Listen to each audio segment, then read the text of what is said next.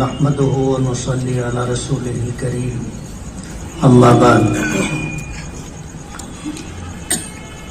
اعوذ بالله من الشيطان الرجيم بسم الله الرحمن الرحيم يا ايها الذين امنوا ان تنصروا الله ينصركم ويثبت اقدامكم وقال النبي صلى الله عليه وسلم تركت فيكم ثقلين لن تضلوا ما تمسكتم بهما کتاب اللہ و سنتی صدق اللہ کریم و صدق رسولہ النبی الکریم۔ صدر محترم حافظ عباس صاحب، اس مجمع میں تشریف فرما علماء کرام، بزرگوں اور دوستوں، دھولیا والوں کی محبت ہے کہ انہوں نے ایک ایسے عنوان پر مجھے بولنے کا موقع دیا جو آج ہم تمام مسلمانوں کی انتہائی سخت ضرورت ہے۔ دھولیا کوئی مالیگاؤں سے بہت دور نہیں ہے۔ مالیگاؤں کے حالات آپ جانتے ہیں، دھولیے کے حالات ہم جانتے ہیں۔ رشتہ داریاں بھی ہیں، کاروباری تعلقات بھی ہیں، اسی طرح دوستیاں بھی ہیں۔ ہم اپنے حالات سے بخوبی واقف ہیں۔ جیسے جیسے زمانے نبوت سے دور ہوتا جا رہا ہے، قیامت قریب آتی جا رہی ہے، ایک کے بعد ایک اس طرح کے حالات آج دنیا میں رونما ہو رہے ہیں، جس سے نبرد آزما ہونا اور پھر سرخرو اور کامیاب ہو کر کے زندگی گزارنا انتہائی مشکل ہوتا جا رہا ہے۔ نبی کریم صلی اللہ علیہ وسلم کی وہ حدیث مبارک کہ ایک زمانہ آئے گا کہ تمام دنیا کے لوگ اس طرح مسلمانوں پر ٹوٹ پڑیں گے جس طرح بھوکے لوگ دسترخوان پر، تھال پر، پیالوں پر ٹوٹ پڑتے۔ آج ہمارا سب سے بڑا جرم یہ ہے کہ ہم مسلمان ہیں، سب سے بڑا جرم یہ ہے کہ ہم اللہ اور اس کے رسول پر ایمان لائے ہیں، سب سے بڑا جرم یہ ہے کہ ہم اس دین اور شریعت کی پاسداری کرتے ہیں جو دین قیامت تک کے لیے آیا ہے، جو دین اللہ اس کے رسول کا عطا کردہ ہے، جو دین انتہائی مستحکم اور مضبوط ہے، جس دین کی بنیاد اللہ اس کے رسول کے ارشادات و احکامات پر۔ آپ اگر دیکھو گے تو دنیا میں دو طرح کے قوانین و احکام آپ کو ملیں گے۔ ایک تو وہ قانون ہے جو اللہ اس کے رسول نے ہمیں عطا کیا، اور دوسرا وہ قانون ہے جو دنیا میں انسان بناتے ہیں۔ ہر ملک کا اپنا ایک دستور ہوتا ہے، آئین ہوتا ہے، ہر ملک کا اپنا ایک سنویدھان ہوتا ہے۔ جیسے ہمارے ہندوستان کا آئین، دستور اور سنویدھان ہے۔ ملک آزاد ہوا تھا، ملک کی آزادی سے پہلے انگریزوں کی حکومت تھی اور ہندوستان میں ہم اور آپ غلامی کی زندگی گزار رہے تھے۔ ہمارے علماء اور اکابرین نے، ہمارے بزرگوں نے، اولیاء کرام نے، ایمان والوں نے اس ملک کی آزادی کے لیے سب سے پہلے آواز بلند کی تھی اور سب سے پہلے اس راستے میں جد و جہد اور کوشش کی تھی۔ وجہ اس کی یہ تھی کہ یہ ملک ہم سے چھینا گیا تھا۔ انگریزوں کے آنے سے پہلے اس ملک پر مسلمان حکمران تھے۔ بنگال میں نواب سراج الدولہ کی حکومت تھی، یہ ہندوستان کا ایک کونا ہے۔ میسور میں سلطان فتح علی ٹیپو کی حکومت تھی، وہ ہندوستان کا ایک دوسرا کونا ہے۔ ہندوستان کے وسط میں मुगलों की हुकूमत थी, निजाम की हुकूमत थी, अलग अलग नवाबों की हुकूमत थी। हिंदुस्तान में हम मुसलमान हुक्मरां थे, अंग्रेजों ने ये मुल्क हमसे छीना था। तो जाहिर बात है कि जब ये मुल्क हमसे छीना गया था तो अंग्रेजों ने मुल्क को छीनने के बाद सबसे ज्यादा जुल्म सितम का निशाना हम मुसलमानों को ही बनाया था। एक जमाना गुजरा, शाह अब्दुल अजीज रहमतुल्लाह अलैह ने इस मुल्क की आजादी के लिए फतवा जारी किया। ये उन्वान अलग है, लेकिन मैं आपको ये बताना चाहता हूं कि ये मुल्क हमारा था, हम इस पर हुक्मरां थे। अंग्रेजों ने ये मुल्क हमसे छीना था और अंग्रेजों ने अपना एक निजाम बनाया था, एक कानून जारी किया था। जब ये मुल्क हमसे छीना गया था तो इसकी आजादी के लिए, अंग्रेजों से ये मुल्क वापस लेने के लिए सबसे पहले जद्दोजहद मुसलमानों ने और खास तौर पर उलमाए किराम ने शुरू की।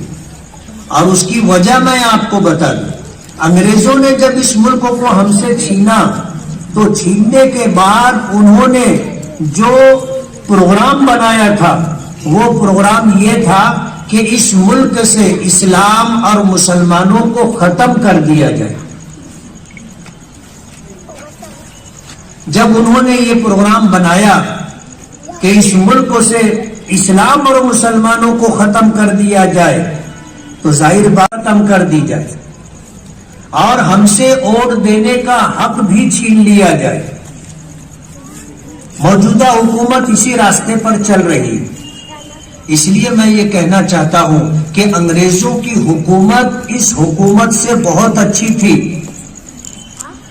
मगर उन्होंने इस्लाम और मुसलमानों को इस देश से खत्म करने का प्रोग्राम बनाया तो मुसलमानों को उनसे मुकाबले के लिए खड़ा होना पड़ा और एक लंबी तवील मुजाहमत के बाद, मुकाबले के बाद ये देश को आजादी मिली।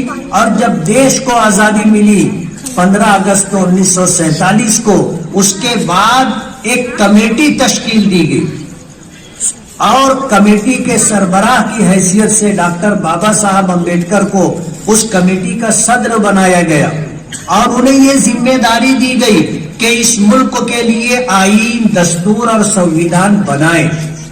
ये तकरीबन 291 अफराद पर मुश्तमिल ये कमेटी थी, जिसमें हमारे जमीयत उलमा के हजरत मौलाना हिफ्जुर रहमान सेवारी, हजरत मौलाना मोहम्मद मियाँ साहब, हजरत मौलाना अबुल कलाम आजाद, ऐसे चीदा उलमाए किराम थे, वो उस कमेटी में थे।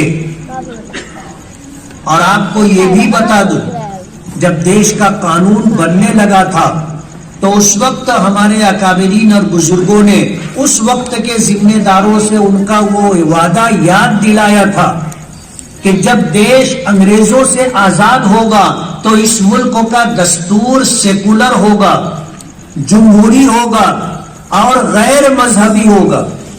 यानी जो दस्तूर बनेगा वो कोई मजहबी दस्तूर नहीं होगा बल्कि सेकुलर दस्तूर होगा। और उस दस्तूर के पेशे नजर इस मुल्क में जितनी कौमें रहती हैं, जितने धर्म और मजहब के मानने वाले लोग रहते हैं, सबको अपने मजहब और धर्म के मुताबिक जिंदगी गुजारने की आजादी हो। कोई किसी से तारुज नहीं करेगा। हर मजहब का मानने वाला अपने मजहब की तालीम भी कर सकेगा, तालीम के लिए इंतजामात भी कर सकेगा। हर मजहब का मानने वाला अपने मजहब की तबलीग और इशाअत भी कर सकेगा। ऐसा जमहूरी कानून होगा, ये वादा था उस वक्त का जब अंग्रेजों से लड़ाई चल रही थी। और जो लोग पेश थे, सबका बाहमी तौर पर यह मशवरा हुआ था कि इस मुल्क का आईन जो होगा वो सेकुलर होगा। हमारे उलमा, अल्लाह उनकी कब्रों पर करोड़ों रहमतें नाजिल फरमाए, उन्होंने इस मुल्क का दस्तूर और आईन जो बनाया, بنوایا وہ سیکولر اور جمہوری قانون بنایا، غیر مذہبی دستور اور سنویدھان بنایا. لیکن آج کیا ہو رہا ہے آپ کو پتہ ہے؟ اس سے آگے بڑھ کر کے جو بات مجھے آپ کے سامنے رکھنی ہے وہ یہ کہ ایک طرف اللہ اس کے رسول کا قانون ہے اور دوسری طرف انسانوں کا بنایا ہوا قانون ہے. جب یہ دستور بنا اور دیش کی آزادی کے بعد جب اس قانون کا نفاذ ہوا چند سالوں کے بعد، اس وقت سے لے کر کے اب تک انسانوں کا بنایا ہوا یہ قانون تقریباً 50 سے زائد مرتبہ اس میں تبدیلیاں ہو چکی. اور تبدیلی کیوں ہوئی وہ میں آپ کو بتانا چاہتا ہوں کہ ایک طرف اللہ اس کے رسول کا قانون ہے اور دوسری طرف انسانوں کا بنایا ہوا قانون.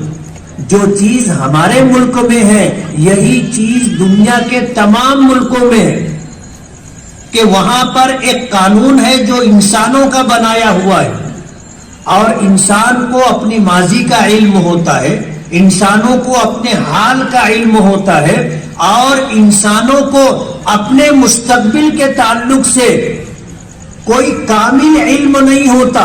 ایک اندازہ ہوتا ہے کہ سال بھر بعد، 10 سال بعد، 20 سال بعد، 50 سال بعد حالات کیا ہوں گے. آدمی سوچ سکتا ہے، ایک اندازہ لگا سکتا ہے. یقین کے ساتھ کسی کو پتہ نہیں ہوتا، خبر نہیں ہوتی کہ کل کیا ہوگا. اب ایسے لوگ جن کو ماضی کا علم ہے، جن کو حال کا علم ہے لیکن مستقبل کا علم نہیں ہے، وہ لوگ جو قانون بناتے ہیں وہ ماضی اور حال کو دیکھ کر کے بناتے ہیں. لیکن یہ حالات مستقبل میں بھی رہیں گے ایسا ضروری نہیں ہے. جب حالات بدلتے ہیں تو پھر اسمبلیوں میں اور پارلیمنٹ میں قانون بدلا جاتا ہے. قانون بدلا جاتا ہے اور اس لیے بدلا جاتا ہے کہ حالات بدل گئے. تو ایک طرف اللہ اس کے رسول کا قانون ہے اور ایک طرف انسانوں کا اپنا بنایا ہوا قانون ہے. دونوں میں جو فرق ہے وہ فرق سمجھنے کا ہے. فرق یہ ہے کہ اللہ اس کے رسول کے قانون میں کوئی تبدیلی نہیں ہے. 1400 سال پہلے جو قانون، جو شریعت، جو دین ہمیں دیا گیا اس وقت سے لے کر کے آج تک اور آج کے بعد قیامت تک یہ قانون اسی حالت میں رہے گا جس حالت میں 1400 سال پہلے تھا. آج ہے، کل بھی ایسا ہی رہے گا، قیامت تک ایسا ہی رہے گا. اس میں تبدیلی نہیں آئے گی. کیوں؟ یہ اللہ کا بنایا ہوا قانون اور اللہ تعالیٰ کو ما کان ما یکون کا علم ہے. یعنی ماضی میں کیا تھا اللہ کو وہ بھی پتا ہے، علم ہے. اور قیامت تک حالات کیسے آئیں گے، کیا ہوگا، اس بات کا بھی پتا اللہ کو ہے، علم اللہ پاک کو ہے. اب ظاہر بات ہے جب اللہ کا بنایا ہوا قانون ہے اور اللہ تعالیٰ ماضی کو بھی جانتا ہے، حال کو بھی جانتا ہے، مستقبل کو بھی جانتا ہے، تو ظاہر بات ہے اس نے جو قانون بنایا ہے وہ قیامت تک کے لیے اپنی جگہ قائم رہے گا، اس میں تبدیلی نہیں آئے گی. یہی وجہ ہے کہ علماء کرام قرآن و حدیث کو سامنے رکھ کر کے آپ کو وہ احکامات بتاتے ہیں جو اللہ اس کے رسول نے عطا کیے. ہم اپنی طرف سے کچھ نہیں بتاتے. ایک عالم کا کام، ایک مفتی کا کام، ایک قاضی کا کام، ایک مبلغ کا کام، ایک مدرس کا کام، ایک ایمان والے کا کام اللہ اس کے رسول کے احکامات کو بتلانا ہے. بس تبدیلی کا حق کسی کو اللہ پاک نے نہیں دیا. خود نبی کریم صلی اللہ علیہ وسلم صاحب شریعت تھے. اللہ پاک نے قرآن کریم اتارا تو قرآن کریم میں یہ بتا دیا گیا کہ نبی کریم صلی اللہ علیہ وسلم جو کچھ کہتے ہیں یہ من جانب اللہ ہوتا ہے. بذریعے وحی آپ سے وہ کہلوایا جاتا ہے، اللہ کی طرف سے رہنمائی اور ہدایت ہوتی ہے جس کے مطابق وہ لوگوں تک اللہ کے احکامات واضح کر کے پہنچاتے اور بتاتے۔ نبی کریم صلی اللہ علیہ وسلم کے ارشادات قرآن کریم کی تفسیر ہے۔ ظاہر بات ہے ایک طرف اللہ اور اس کے رسول کے قانون، دوسری طرف انسانوں کا بنایا ہوا قانون۔ انسانوں کو جتنا علم ہوتا ہے اس علم کے مطابق قانون بناتے ہیں، اور جب حالات بدل جاتے ہیں تو بعد میں آنے والے پھر قانون بدلتے، اس میں ترمیم کرتے، اس میں تبدیلی کرتے۔ آج ہم لوگوں پر جو حالات ہیں پورے ملک میں، بلکہ یوں کہو کہ پوری دنیا میں آج ایمان والوں پر جو حالات ہیں وہ ہم میں سے ہر واقف شخص کو پتہ ہے، سب جانتے، اور جن کو جتنا زیادہ علم ہے حالات کا وہ اتنے زیادہ پریشان اور بے چین۔ جن کو پتہ نہیں ہے، حالات کا اندازہ نہیں ہے، ان کو کوئی پریشانی، کوئی بے چینی نہیں، لیکن جن کو حالات کا علم ہے، دشمنوں کی سازشوں کا، ان کی پلاننگ کا پتہ ہے، ان کی راتوں کی نیند اڑ گئی ہے۔ آج ملک کے حالات کیسے ہیں سب کو پتہ ہے، میں اس کی تفصیل میں نہیں جانا چاہتا۔ ظاہر بات ہے کہ آج ہم اس ملک میں ہیں اور اس ملک میں کیا ہو رہا ہے سب کو پتہ ہے۔ عربی کا جملہ ہے صاحب البیت ادری بما فی، گھر والا جانتا ہے گھر میں کیا ہے۔ ہم اپنے گھر میں ہیں تو ہمیں ہمارے گھر کا علم ہے، گھر کا پتہ ہے، گھر میں کیا ہے اس کی جانکاری ہے۔ اور ظاہر بات ہے کہ ہم اپنے شہر میں ہیں، شہر میں کیا ہو رہا ہے اس کا بھی پتہ ہے، اپنے ملک میں ہیں، ملک میں دیش میں کیا ہو رہا ہے اس کا بھی پتہ ہے۔ موجودہ حالات ہم لوگوں کے لیے انتہائی ناگفتہ، انتہائی تکلیف دہ۔ ملک کی آزادی کے بعد سے آج تک ہم لوگوں کے ساتھ کیا ہوا ہے سب کو پتہ ہے۔ سچر کمیشن کی رپورٹ نے جو حالات حکومت کے سامنے رکھے اس کا ایک جملہ ہے اور بہت مشہور جملہ ہے، بار بار آپ نے سنا ہوگا کہ اس ملک میں مسلمانوں کی حالت دلتوں سے بھی زیادہ پسماندہ ہے۔ ہم لوگ جہاں اچھی تعداد میں ہیں، ہم لوگ اس تعداد کی وجہ سے، مل جل کر کے رہنے کی وجہ سے، اکٹھا رہنے کی وجہ سے قدر محفوظ ہے۔ آپ اندازہ کرو ان لوگوں کے بارے میں دیہاتوں میں جو دو چار مکانات ہیں، شہروں میں جو منتشر ہو کر کے رہتے ہیں، الگ الگ مکانات ہیں، بازو میں کون ہے دوسرے مذہب کا ماننے والا، آگے پیچھے اوپر نیچے اس طرح کے رہنے والے لوگ ہیں، ان کی دینی حالت اور ان کی سماجی حالت کیا ہے ہم نہیں اندازہ کر سکتے۔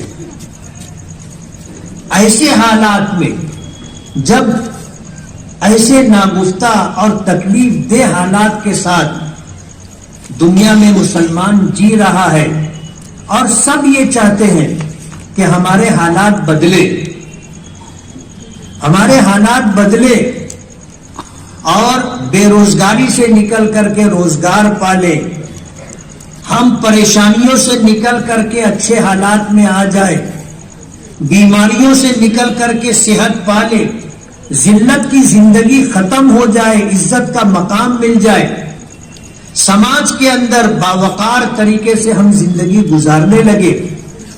ہر سنجیدہ، ہر وہ شخص جو اپنے لیے، اپنے بچوں کے مستقبل کے لیے فکر مند ہے، اس کی یہی سوچ ہے۔ اب ظاہر بات ہے کہ حالات ہیں تو حالات ہم پر کیوں ہے، پہلے ہمیں اس کا جائزہ لینا ہوگا۔ نبی کریم صلی اللہ علیہ وسلم نے آج سے 1400 سال پہلے ایک جملے میں ہمیں بتا دیا، ایک جملے میں اس بات کی نشاندہی کر دی، فرمایا اعمالکم उम्मालुकुम, तुम्हारे जैसे आमाल होंगे, तुम पर हुक्मरान उसी तरह के मुसल्लत किए जाएंगे। अल्लाह के रसूल सल्लल्लाहु अलैहि वसल्लम ने फरमाया कि जमीन से जैसे तुम्हारे आमाल आसमान पर जाएंगे, उन आमाल के मुताबिक आसमान से फैसले तुम्हारे लिए नाजिल होंगे। ये है वो बुनियादी नुक्ता जिसको समझना और समझ करके फिर आगे का प्रोग्राम बनाना हमारी जिम्मेदारी। अल्लाह का बेपनाह करम और एहसान है कि अल्लाह ने हमें ईमान की दौलत दी, हमें इस्लाम का सरमाया दिया, हमें जो अहकामात कुरान करीम की शक्ल में और अहादीस मुबारका की शक्ल में मिले हैं, ये वो दीन है, वो शरीयत है, वो अहकाम है जिसकी सदाकत पूरी दुनिया में मुसल्लम। ऐसा दीन और ऐसा मुकम्मल दीन अल्लाह पाक ने हमें अता किया, और रुए जमीन पर इस्लाम के अलावा कोई दूसरा मजहब ऐसा नहीं है जो इस्लाम के मुकाबले में खड़ा रह सके। कोई दावा नहीं कर सकता कि उनका दीन मुकम्मल है। हमारा दीन अल्लाह पाक ने अता किया तो मुकम्मल अता किया। नबी करीम सल्लल्लाहु अलैहि वसल्लम की उम्र मुबारक 40 साल हुई, अल्लाह ने आपको नबूवत और रिसालत अता की। आपने 13 साल मक्के में रह करके गुजारे, आपने 10 साल मदीने मुनव्वरा में रह करके गुजारे। 23 साल के अरसे में आप पर कुरान करीम नाजिल होता रहा। हर आयत आपने याद की, याद करवाई, उसे लिखवाया, और आपने अल्लाह के नाजिल करदा कुरान करीम की आयत की आपने तशरीह और वजाहत की। 23 साल के अरसे में जब अल्लाह के नबी सल्लल्लाहु अलैहि वसल्लम इस दुनिया से पर्दा कर जाते, आखिरी साल में आपने हज फरमाया, जिसे हज्जतुल वेदा कहा जाता है। और वेदा इसलिए कहते हैं कि अल्लाह के रसूल सल्लल्लाहु अलैहि वसल्लम हम लोगों से रुखसत होने वाले थे। हदीस पाक में आता है कि अल्लाह के रसूल सल्लल्लाहु अलैहि वसल्लम इस तरह की गुफ्तगू फरमाया करते थे कि समझने वाले समझा करते थे कि अब अल्लाह के रसूल जाने वाले। एक मर्तबा आप मदीने मुनव्वरा में मिंबर पर तशरीफ फरमा थे, आपने एक बात फरमाई, और वो बात ये थी कि अल्लाह ताला ने अपने बंदों में से एक बंदे को इस बात का इख्तियार दिया है कि वो दुनिया में रहना चाहे तो दुनिया में रहे, और अगर वो आखिरत में जाना चाहे तो आखिरत को इख्तियार कर ले।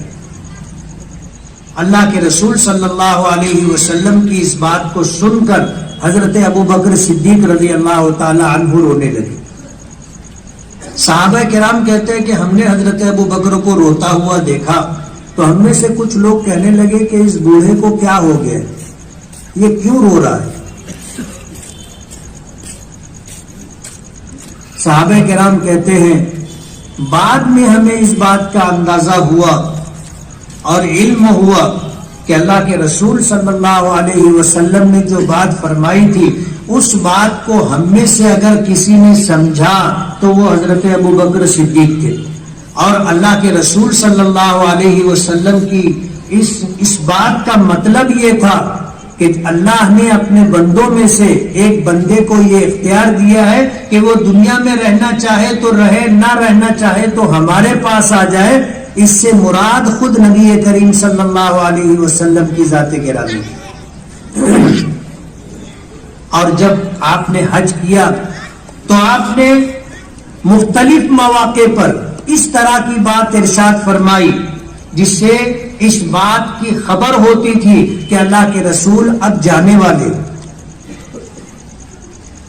इसीलिए दौरान हज जो वाकयात पेश आए, उन वाकयात की वजह से उलमाए किराम ने आपके इस हज को हज्जतुल वेदा का नाम दिया। वेदा के माने रुखसत होना, यानी ये हज ऐसा था जिसमें अल्लाह के रसूल सल्लल्लाहु अलैहि वसल्लम ने लोगों से रुखसत चाही थी कि अब मैं जाने वाला हूं। اور ہوا بھی ایسا ہی. آپ حج کر کے واپس آئے, ذی الحجہ کا مہینہ تھا, محرم سفر یہ 2 مہینے گزرے. سفر کے آخری ایام میں آپ کی طبیعت بگڑی, سر میں شدید درد اور بیماریوں میں مبتلا ہوئے, اور پھر سفر کا مہینہ گزرا. ربیع الاول کے مہینے میں 12 ربیع الاول کو اللہ کے رسول صلی اللہ علیہ وسلم دنیا سے تشریف لے گئے. تو یہ حج آپ کی زندگی کا آخری حج تھا, اور جس طرح کی باتیں آپ نے فرمائی تھی اس سے یہ اندازہ ہو گیا تھا جاننے والوں کو, قریب رہنے والوں کو, کہ یہ رخصتی کا موقع ہے. اللہ کے رسول صلی اللہ علیہ وسلم اس دنیا سے, ہم لوگوں سے جدا ہو گئے, دنیا سے پردہ فرما دیا. لیکن اسی حجۃ الوداع میں جب آپ میدان عرفات میں تھے, وہاں سے چل کر کے میدان مزدلفہ آئے, وہاں سے چل کر کے میدان مینا آئے, تو نبی کریم صلی اللہ علیہ وسلم پر قرآن کریم کی آیت نازل ہوئی, الیوم اکملت لکم دینکم واتممت علیکم نعمتی ورضیت لکم الاسلام دینا, کہ آج کے دن میں نے تمہارا دین تمہارے لیے مکمل کر دیا. الیوم اکملت لکم دینکم, آج میں نے تمہارے لیے تمہارا دین مکمل کر دیا. واتممت علیکم نعمتی, اور تم پر اپنی نعمتیں تمام کر دی. وَرَضِيتُ لَكُمُ الْإِسْلَامَ دِينًا, اور تمہارے لیے دین اسلام کو پسند کر لیا. 3 باتیں ہیں. ایک تو دین کی تکمیل کی خوشخبری دی گئی. علماء کرام نے لکھا ہے اس آیت کے نازل ہو جانے کے بعد قرآن کریم میں حلت اور حرمت کی کوئی آیت نازل نہیں ہوئی. حلت و حرمت کے احکامات اس آیت کے نازل ہونے سے پہلے آ چکے تھے. اس آیت کے نازل ہونے کے بعد قرآن کریم کی اور آیتیں نازل ہوئی, لیکن ان آیتوں کا تعلق حلال اور حرام ہونے سے نہیں تھا, حلت و حرمت سے نہیں تھا. تو دین کو مکمل کر دیا گیا. آج آپ دیکھو, ایک بچہ پیدا ہوتا ہے, اس کی پیدائش سے پہلے سے احکامات ہمیں معلوم ہے, اللہ اس کے رسول نے ہمیں بتا دیے. جب یہ بچہ دنیا میں آتا ہے وہیں سے احکامات شروع ہو جاتے کہ بچہ پیدا ہو, اس اذان دی جائے, سیدھے کان میں اقامت کہی جائے, بائیں کان میں, وہاں سے احکامات شروع ہو جاتے. ہر ماں باپ کو اس بات کا پتہ ہونا چاہیے کہ شریعت میں بچے کی پیدائش کے موقع پر اور پیدائش کے بعد میں ماں باپ کی کیا ذمہ داری طے کی, معلوم ہونا چاہیے. لیکن مسلمانوں کو پتہ نہیں کہ بچہ پیدا ہوا, اب اس بچے کے ہم پر کیا حق ہے اور اس بچے کے لیے ہماری کیا ذمہ داریاں ہیں. بچہ پیدا ہوتا ہے, اس کی صحت کے لیے اور بیماری سے حفاظت کے لیے, اس کی بھوک مٹانے کے لیے یہ باتیں کرتے, یہ تو جانور بھی کرتا ہے. لیکن بحیثیت مسلمان اللہ اس کے رسول نے ہمیں کیا ذمہ داری دی ہے یہ ہمیں نہیں معلوم. ہماری شریعت نے ہمیں بتایا بچہ پیدا ہو اذان دی جائے, اقامت کہی جائے, بچہ پیدا ہو اس کا اچھا نام رکھا جائے. اچھے نام سے مراد کوئی نیا نام نہیں. آج ایک نئی وبا اور مصیبت چل پڑی ہے, کسی کے یہاں بیٹا یا بیٹی کی پیدائش ہو تو وہ پرانے سارے ناموں کو چھوڑ کر کے نئے نام کے چکر میں پریشان رہتا ہے. امام صاحب سے پوچھے گا, مولانا سے پوچھے گا, مفتی صاحب سے پوچھے گا, نیا نام. اب ظاہر بات ہے 1400 سال گزر گئے, جتنے اچھے نام تھے وہ سارے اچھے نام ہمارے پرکھوں نے، آباء و اجداد نے، علماء نے، ائمہ نے، صحابہ نے، تابعین نے، تبع تابعین نے، اولیاء کرام نے اور بزرگوں نے رکھ دیے. اب ظاہر بات ہے جو نام بچے وہ کیسے ہوں گے آپ کو پتہ ہے. سب چھانٹ چھانٹ کر کے اچھے نام ماضی میں رکھ دیے گئے. اب جو بچے کچے نام ہیں وہ نام کیسے ہوں گے آپ اندازہ کر سکتے. لوگ نئے نام کے چکر میں پتہ نہیں کیا کیا نام رکھ دیتے. مالیگاؤں کا واقعہ ہے. ایک صاحب کہنے لگے کہ میرے یہاں پہلا بیٹا پیدا ہوا، اس کا نام میں نے رکھا سنجاب.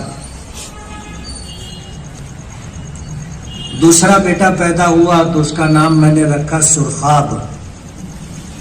اب تیسرا بیٹا پیدا ہوا ہے تو وہ میرے پاس اسی وزن پر نیا نام پوچھنے آئے تھے کہ نام کسی نے رکھا نہ ہو یا رکھا بھی ہو تو بہت کم لوگوں نے. میں نے کہا پنجاب رکھ دو اس کا نام، وزن بھی ہے اور پورے ہندوستان میں تم گھوم کر کے دیکھ لو، پورے مالیگاؤں میں آپ گھوم کر کے دیکھ لو، کسی کا نام پنجاب نہیں ہوگا. اب ظاہر بات ہے ایسا ہی نام بچا ہے تو ایسا ہی نام رکھنا پڑے گا. بچہ پیدا ہو ماں باپ کی ذمہ داری ہے اس کا اچھا نام رکھے. اچھے نام سے مراد نیا نام نہیں ہے. نام رکھنے میں ہمیں ماضی میں دیکھنا چاہیے اللہ کے نیک لوگوں کے کیا نام ہے، اللہ کے نیک بندوں نے اپنی اولادوں کے کیا نام رکھے، وہ نام رکھنا چاہیے. اور ایسا نام رکھنا چاہیے کہ آج یہ بچی ہے، کل یہ جوان ہوگی، شادی ہوگی، ادھیڑ ہوگی، بوڑھی ہوگی. نام ایسا ہونا چاہیے کہ عمر کے ہر دور میں وہ نام جچے. یعنی بوڑھی عورت بھی ہے اور اس کا وہ نام اگر کہا جائے تو اس کی عمر کے حساب سے، اس کے مقام و مرتبے کے اعتبار سے وہ نام اس کو سٹ کرتا ہو. کچھ بھی نہیں رکھ دینا چاہیے. میں ایک جگہ بیٹھا ہوا تھا اپنے دوست کے پاس، وہ اپنی بیٹی کو بولتا تھا گڑیا. اب چھوٹی تھی اس کو گڑیا بولتا تھا. بڑی ہو گئی، جب بڑی ہو گئی شادی کی عمر کو پہنچی، میں بیٹھا تھا اس کو آواز دیا گڑیا گڑیا تو وہ آئی نہیں رہی تھی. اب اس کے بعد جب اس کو بلایا تو آئی اور آ کر کے اس نے اپنے باپ سے جو پہلی بات کہی وہ یہ کہ آپ مجھے گڑیا کہتے ہو، مجھ کو اچھا نہیں لگتا. میں چھوٹی تھی آپ بولتے تھے گڑیا تو ٹھیک ہے، اب میں بڑی ہو گئی ہوں آپ مجھے گڑیا کیوں بولتے ہو. اب ظاہر بات ہے کہ یہ گڑیا ہو جائے گی اور اس کو کوئی گڑیا بولے گا تو نام بھی ایسا رکھنا چاہیے کہ عمر کے ہر دور میں جچے اور اس کو سننے میں یا اس کو نام لے کر کے پکارنے میں اس کو برا نہ لگے. ماں باپ کی ذمہ داری ہے. بچہ پیدا ہو، اذان دی جائے، اقامت کہی جائے، اس کا اچھا نام رکھا جائے. حضرت عمر فاروق رضی اللہ تعالیٰ عنہ کا ایک واقعہ ہے. ان کے پاس ایک صاحب آیا اور آ کر کے انہوں نے شکایت کی کہ میرا بیٹا میرا حق ادا نہیں کرتا. حضرت عمر فاروق رضی اللہ تعالیٰ عنہ نے ان کے بیٹے کو بلایا اور بلا کر کے کہا کہ تیرے باپ نے تیری شکایت کی ہے کہ تو اپنے باپ کا حق ادا نہیں کرتا. تو اس بیٹے نے حضرت عمر فاروق رضی اللہ تعالیٰ عنہ سے پوچھا کہ امیر المومنین، باپ کا اولاد پر حق ہے؟ کہنے لگے کہ ہاں ہے. تو بچے نے پوچھا کہ امیر المومنین، اولاد کا بھی ماں باپ پر کوئی حق ہے؟ تو حضرت عمر فاروق رضی اللہ تعالیٰ عنہ نے فرمایا کہ ہاں، اولاد کا بھی ماں باپ پر حق ہے. تو اس بچے نے پوچھا کہ امیر المومنین آپ مجھے بتائیے کہ اولاد کا ماں باپ پر کیا حق ہے. حضرت عمر فاروق رضی اللہ تعالی عنہ نے فرمایا کہ اولاد کا حق یہ ہے کہ جب وہ پیدا ہو تو اذان دی جائے، اقامت کہی جائے، اس کا اچھا نام رکھا جائے، اور اس بچے کے لیے اچھی ماں کا انتخاب کیا جائے، اس کی تعلیم و تربیت کی فکر کی جائے۔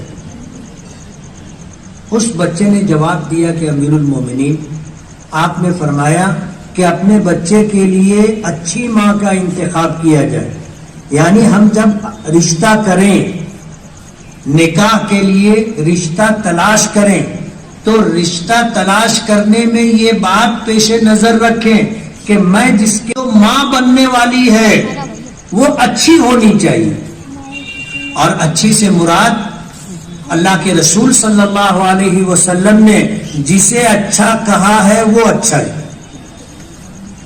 حضور پاک صلی اللہ علیہ وسلم نے فرمایا تنکح المرأة لأربع لمالها ولجمالها ولحسبها ولدینها فاظفر بذات الدین تربت یداک، کہ جب تمہیں نکاح کرنا ہو، یعنی اپنے بچوں کی ماں کسی عورت کو بنانا ہو، تو اس کے انتخاب میں اللہ کے رسول صلی اللہ علیہ وسلم کی ہدایات کو سامنے رکھا جائے، اچھی ماں کا انتخاب کیا جائے۔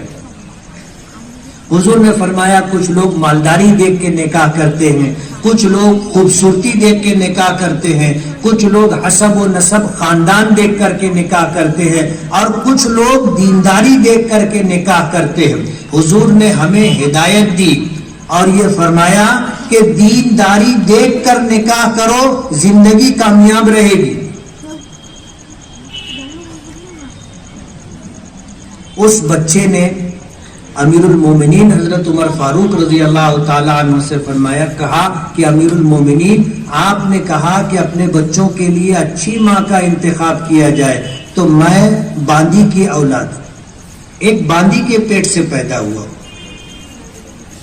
اور آپ نے کہا کہ اپنے بچے کا اچھا نام رکھا جائے، تو میرے باپ نے میرا نام جعیل رکھا ہے۔ آپ نے کہا کہ اپنے بچوں کی تعلیم و تربیت کرے، میرے باپ نے میری تعلیم و تربیت کی کوئی فکر نہیں کی۔ حضرت عمر فاروق رضی اللہ تعالی عنہ نے جب بچے کی یہ بات سنی تو اس کے باپ کو بلایا اور بلا کر کے کہا کہ تو نے اپنی اولاد کا حق پہلے ضائع کیا ہے، اولاد تیرا حق بعد میں ضائع کر رہی ہے۔ آج ہم اپنے سماج اور معاشرے پر نظر ڈالیں، اپنے گھر میں اپنے خاندان کو دیکھیں، ہمارا کیا حال ہے؟ اسلامی ہدایات و تعلیمات کو ہم کتنا پیش نظر رکھتے ہیں؟ علماء نے کہا ہے کہ اپنے بچوں کو علم سکھاؤ، اگر علم میں کچھ کمی ہوگی تو تمہاری اچھی تربیت اس کی تلافی کر دے گی، یعنی علم کم ہوگا تو اس کم علمی کے عیب کو تربیت چھپا لے گی، لیکن اگر آپ نے اپنے بچوں کو علم تو دیا لیکن تربیت نہیں کی تو علم چاہے کتنا ہی زیادہ ہو جائے وہ تربیت کی کمی کو پورا نہیں کر سکتا۔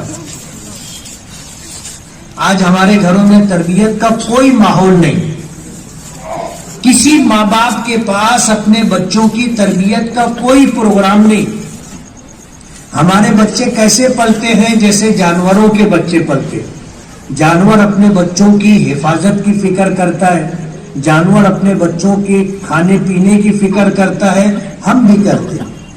اپنے بچوں کو ہم اچھے سے اچھا کھلانے کی فکر کرتے ہیں، اپنے بچوں کو اچھا گھر دینے کی فکر کرتے ہیں، اپنے بچوں کو اچھا لباس دینے کی فکر کرتے ہیں۔ ہماری کوشش یہ ہوتی ہے کہ ہمارے بچوں کے پاس ہمارے جانے کے بعد اچھا گھر بھی ہو، اچھا کاروبار بھی ہو، لیکن ہم اس بات کی فکر نہیں کرتے کہ ہمارا بچہ سماج میں ایک معزز، باوقار، عزت دار شخص ہو، اس کے پاس علم بھی ہو، اس کی تربیت اتنی اچھی ہو کہ سماج کے اندر وہ پسندیدہ شخص مانا جائے، لوگ اس کا احترام کریں, عزت کی نگاہ سے دیکھیں, اور اس تربیت کی وجہ سے اللہ اس کو بلند مقام دے. ہم اس کی فکر نہیں کرتے. ہم اپنے بچوں کی تربیت کے لیے ہمارے پاس کوئی پروگرام نہیں ہے. جیسے جانوروں کے بچے کھا پی کے بڑے ہو جاتے ہیں, ہمارے بچے بھی کھا پی کر کے بڑے ہو جاتے ہیں. روزانہ ان لوگوں کے پاس جو سماجی کام کاج کرتے ہیں, یہ شکایت آتی ہے سماج کے گھروں سے کہ میاں بیوی کا جھگڑا, ماں باپ کا جھگڑا, باپ بیٹے کا جھگڑا, ماں بیٹے کا جھگڑا, پڑوسیوں کا جھگڑا, یہ سب کچھ آتا رہتا ہے. اور یہ تربیت کی کمی کی وجہ سے. آج ہمارے پاس اچھی تربیت کا کوئی نظام نہیں. ہمارے بچے سماج اور معاشرے کے اچھے فرد نہیں ہیں. دنیا بھر کی برائی آج مسلمانوں میں ہے. کون سی برائی ایسی ہے جو مسلمانوں میں نہیں ہے آپ نہیں بتا سکتے. ہر طرح کی برائی مسلمانوں میں اور عام ہوتی جا رہی, عام ہوتی جا رہی.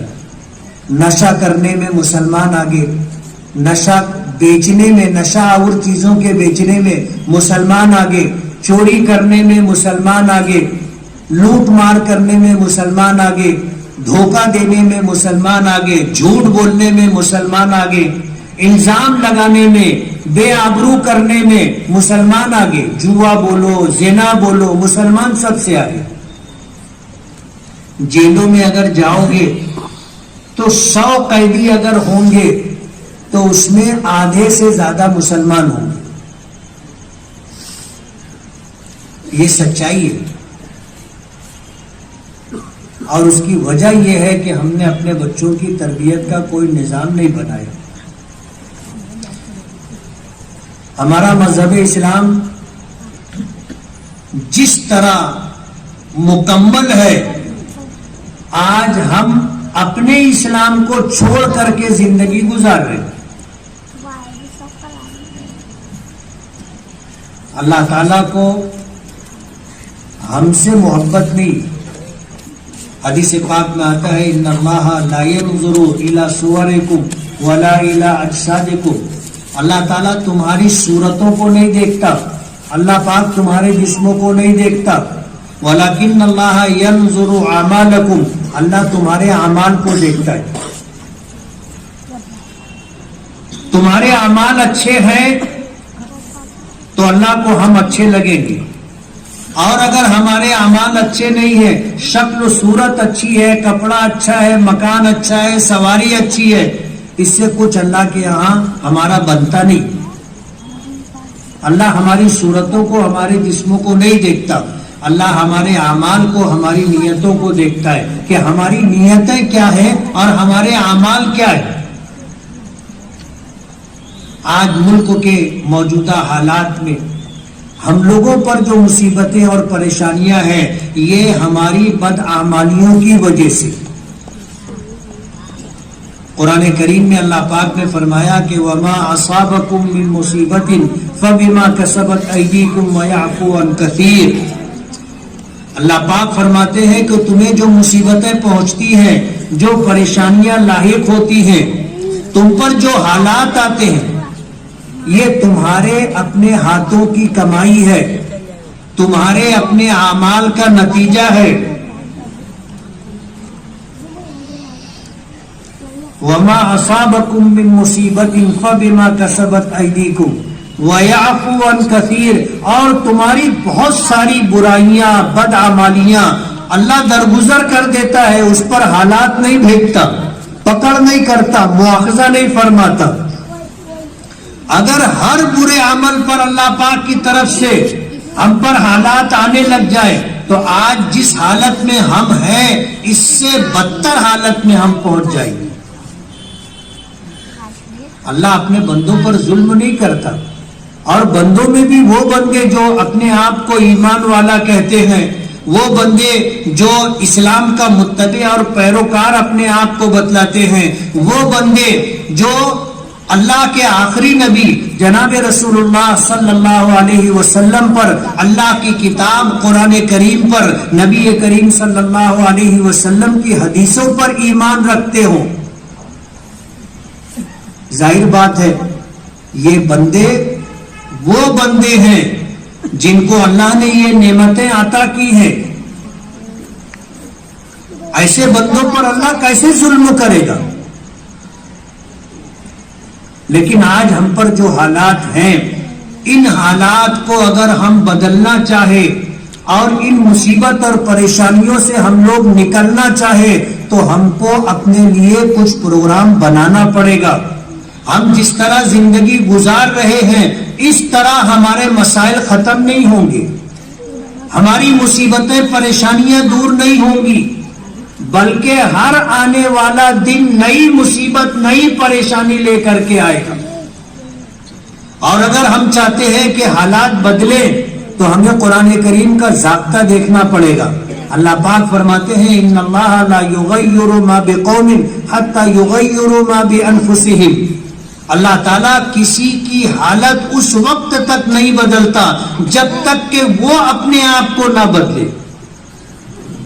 جب ہم اپنے آپ کو بدلنا چاہیں گے، اور ہم کیسے بدلیں گے؟ قرآن کریم اور حدیث پاک کو سامنے رکھ کر کے دیکھیں کہ ہماری صبح سے لے کر کے رات سونے تک کے تمام اعمال کیا شریعت اسلامیہ کے مطابق ہیں، اللہ اس کے رسول کے احکامات کے مطابق ہیں.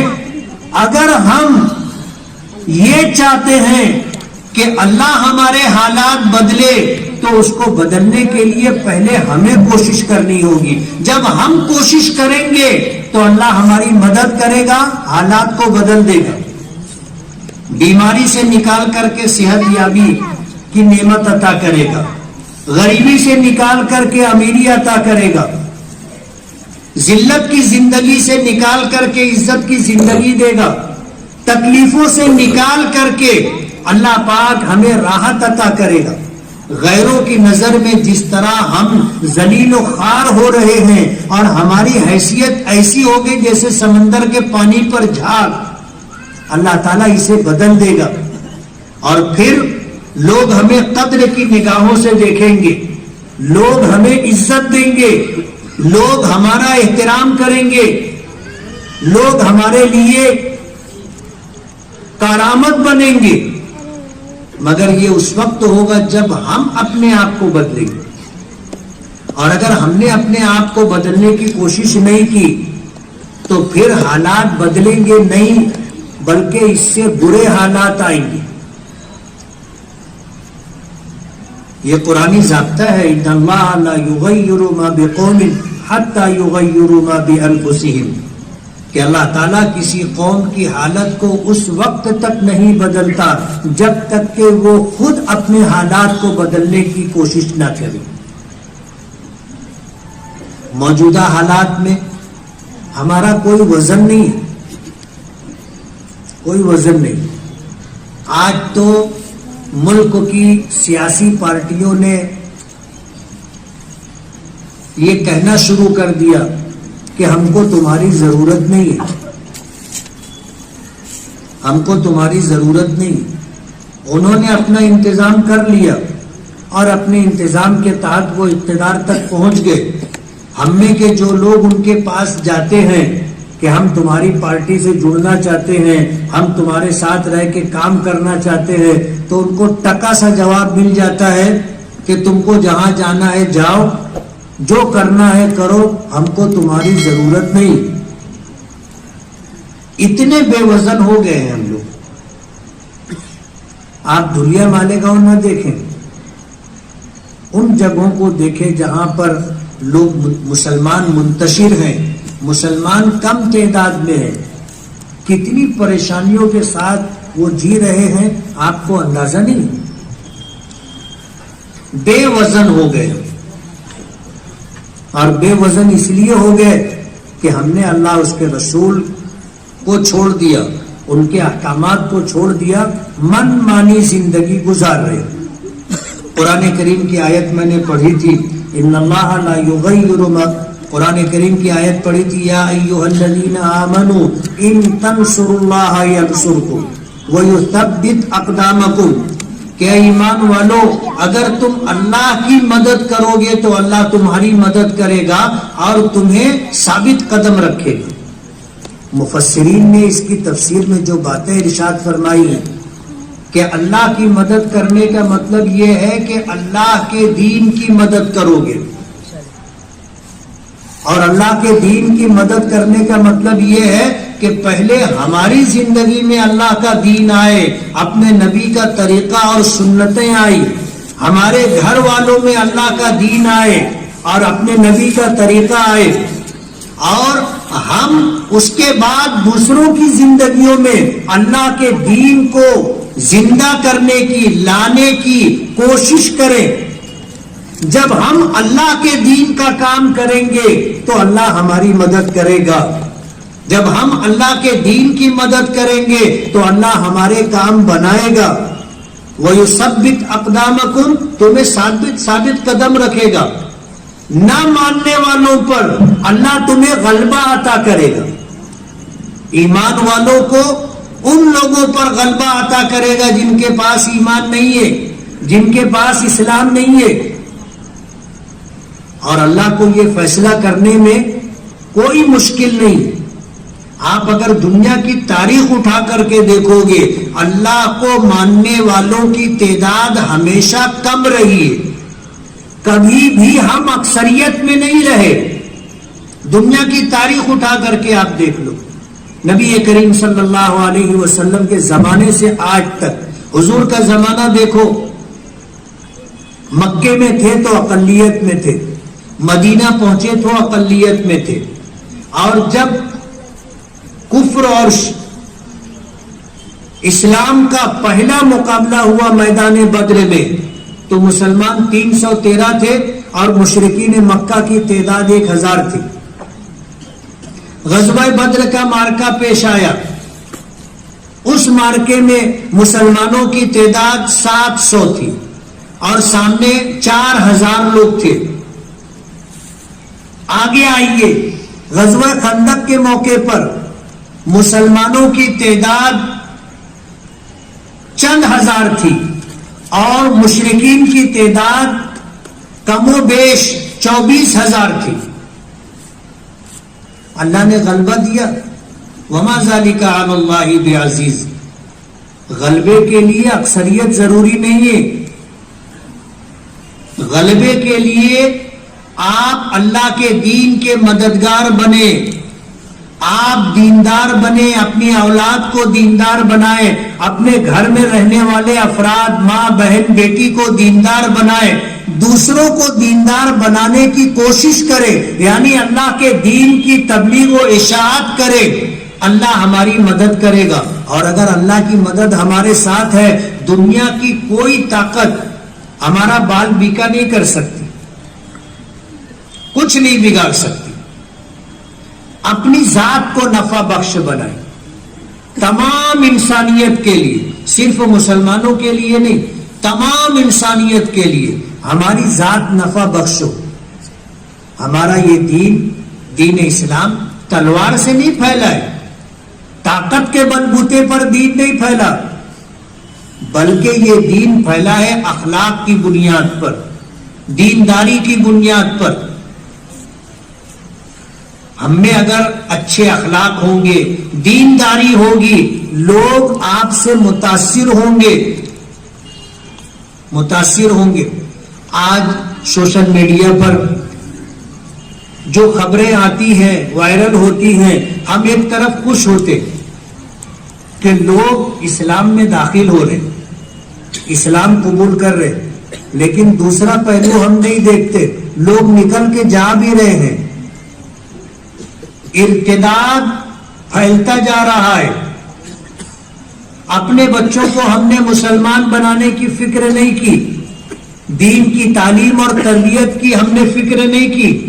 آج ہماری بچیاں اور ہمارے بچے پڑھ لکھ کر، یعنی عصری تعلیم حاصل کر کے ڈگری لے لیتے ہیں، انہیں اسلام کا کچھ پتہ نہیں ہوتا۔ دینی تعلیم اور تربیت کا ان کے پاس کوئی حصہ نہیں ہوتا، وہ اسلام چھوڑ کر کے چلے جاتے تھے. عام بات ہے. ابھی 2-3 دن پہلے ایک واقعہ پڑھنے میں آیا کہ فرانس میں ایک برقع پوش خاتون شاپنگ مال میں گئی اور جا کر کے اس نے وہاں شاپنگ کی، اور اس کے بعد کاؤنٹر پر آ کر کے جب وہ بل دینے لگی تو وہاں بھی ایک خاتون تھی جو بے پردہ تھی.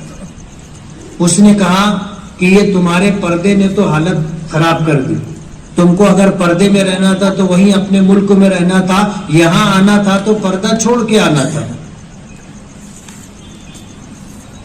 تو اس خاتون نے اپنے چہرے سے نقاب اٹھائی اور نقاب اٹھا کر کے اس نے کہا کہ میں یہی فرانس میں پیدا ہوئی ہوں، میں فرانسیسی ہوں، میں نے اپنا مذہب چھوڑ کر کے اسلام قبول کیا، اور تم مسلمان ہو، تم نے اپنا دین بیچ دیا، ہم نے تمہارا دین خرید لیا. یہ حالت ہے.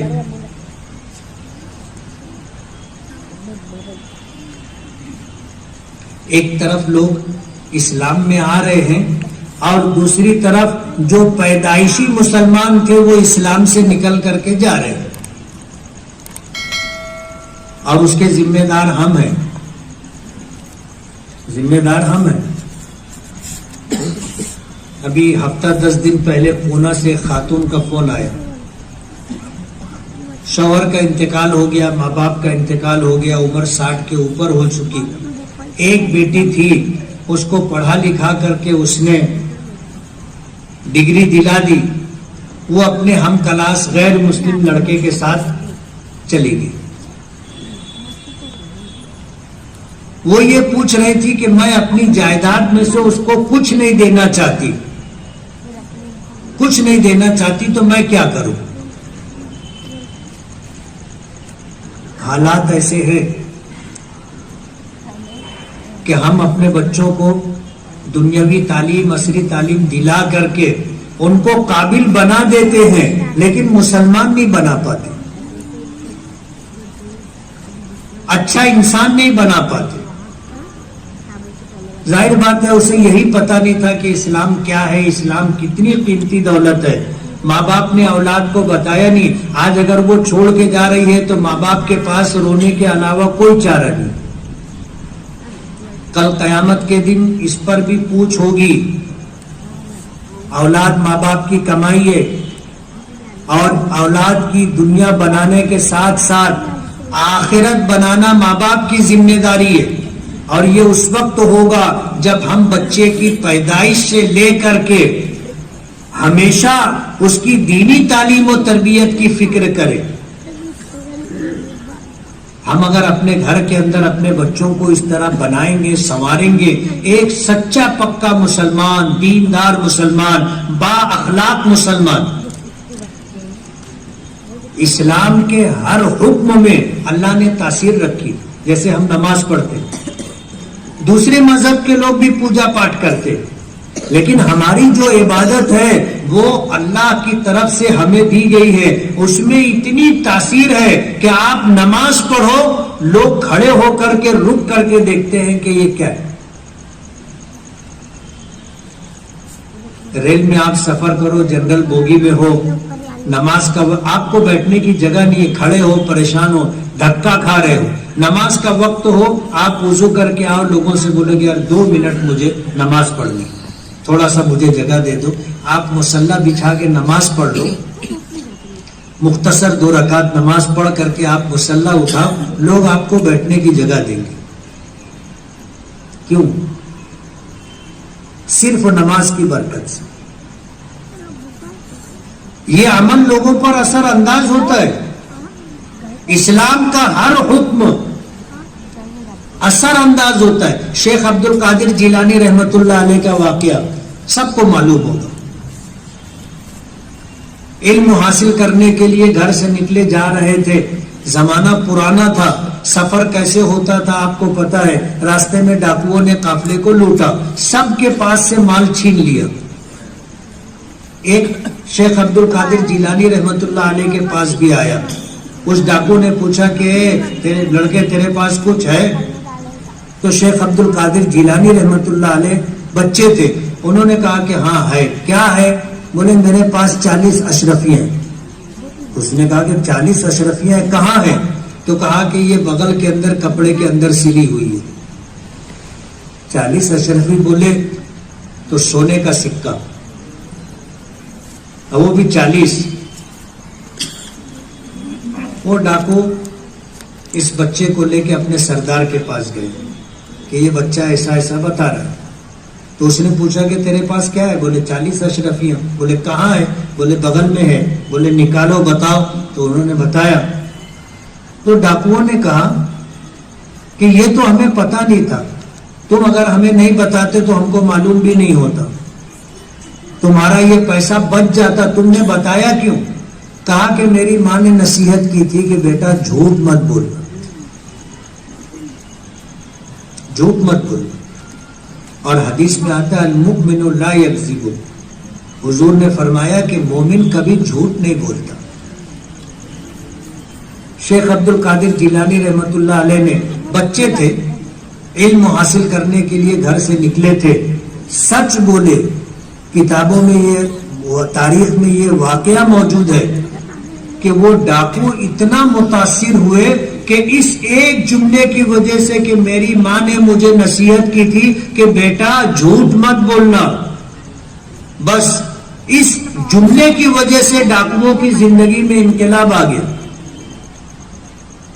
سب غلط کام چھوڑ کر کے، شرک و کفر چھوڑ کر کے مسلمان ہو کر کے زندگی گزارنا شروع کر۔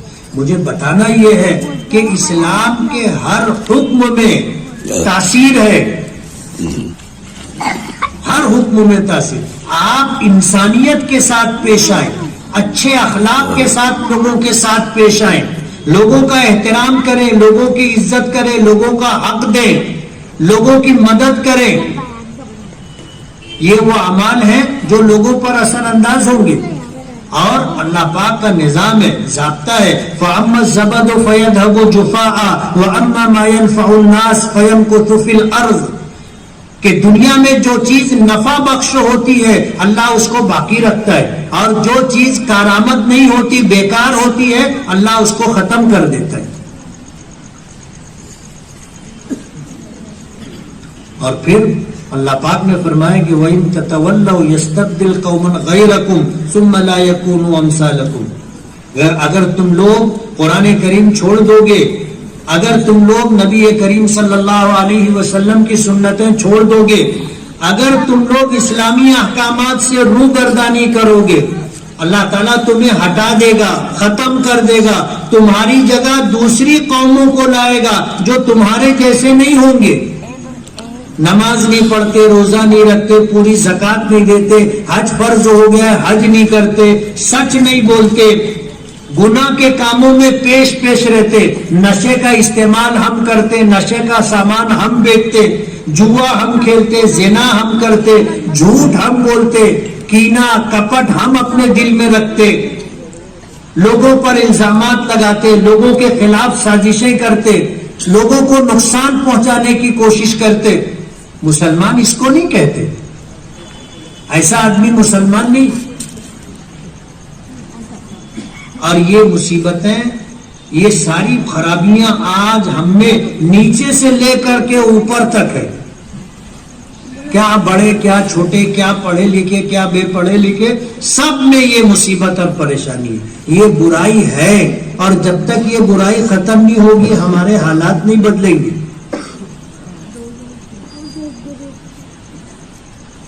اس لیے اگر ہم یہ چاہتے ہیں کہ ہمارے لیے اللہ پاک کی طرف سے اچھے فیصلے آئے، ہم ذلتوں سے نکل کر کے عزت کے مقام پر پہنچے، لوگ ہمیں عزت کی نظر سے دیکھیں، احترام کی نظر سے دیکھیں، لوگ ہمارے جان و مال میں تعرض نہ کریں، لوگ ہمیں نقصان نہ پہنچائے، لوگ ہمیں اسلامی احکامات سے نہ روکیں، تو اس کے لیے ہمیں اپنے آپ کو بدلنا ہوگا۔ ہم اپنے آپ کو بدلیں گے تو زمانہ بدلے گا، حالات بدلیں گے، اور اگر ہم نے اپنے آپ کو نہیں بدلا تو پھر کوئی تبدیلی نہیں آئے گی، آنے والے دن اس سے زیادہ برے اور اس سے زیادہ خراب ہوں گے۔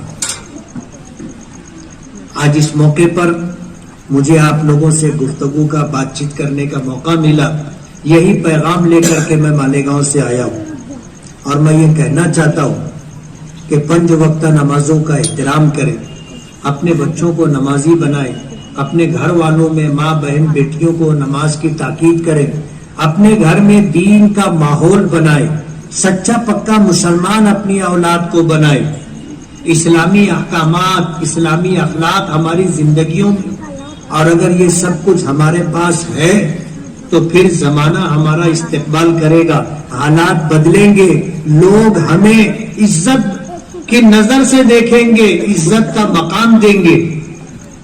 اور اگر ہم نے ہماری دنیا سے ان پر کوئی اثر پڑنے والا نہیں ہے، ان پر اگر کوئی چیز اثر انداز ہوگی تو وہ ہماری دینداری ہے، وہ ہمارے اسلامی احکامات ہیں، بس اس کے علاوہ ہمارے پاس دوسری کوئی چیز نہیں ہے۔ ہمارے نبی نے فرمایا ترکت فیکم ثقلین لن تضلوا ما تمسکتم بہما کتاب اللہ و سنتی، کہ میں تم میں 2 وزندار قیمتی چیزیں چھوڑ کر کے جا رہا ہوں، اگر تم اسے مضبوطی سے پکڑے رہو گے تو کبھی بے راہ نہیں ہوگے، کبھی بھٹکو گے نہیں، کبھی گمراہ نہیں ہوگے۔